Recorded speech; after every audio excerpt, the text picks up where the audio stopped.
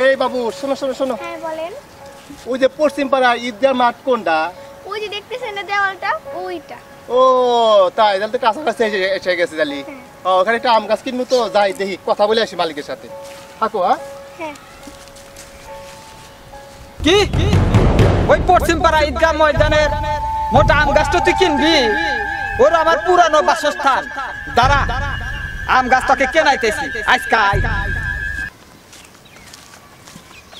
এই তো ঈদগাহ মাঠের বাউন্ডারি, তাহলে তো মনে হয় এই গাছই মনে হয় ব্যস্ত মনে হয়। হ্যাঁ, তা মালিকের তো এনে থাকা, তা মালিক একটু চিনি না, তাহলে আসতে গেলে কথা বলা লাগবো। ওই যে মদন আম গাছ কিনবার আইছে। ও মানুষ, কি হলো ভাই, ডাকলেন আমার? হ্যাঁ এখানে কে আমি আইছেন?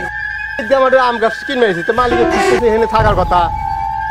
ও এই আম গাছ কিনবেন? হ্যাঁ, হ্যাঁ। আমি তো মালিক। ও আপনি মালিক? হ্যাঁ। তাই করবেন না, তাহলে ভাই গাছ কত দিমনি, কি সমাচার? সত্যি কি কিনবে? হ্যাঁ হ্যাঁ হ্যাঁ।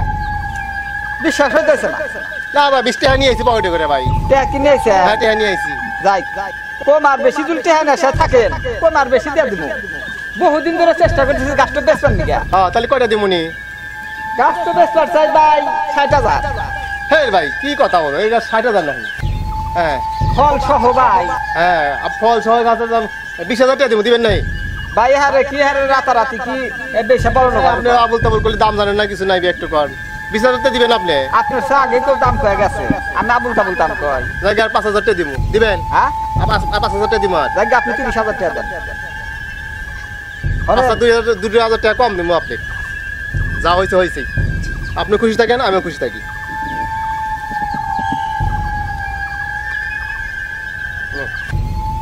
তাহলে তাহলে গাইসা গাছ কাটবেন নাকি আসমনি সকালবেলা? হ্যাঁ আসমনি। আর এটা ঠিক আছে তো? আপনি থাকেন। না আচ্ছা আচ্ছা, ঠিক আছে। মদন গাছের মালিক হলো আর একজন, টেহা দেয়া গেল আমার। আইসিস সকালবেলা, খাইসনি দুনির উপরে, খাইসনি।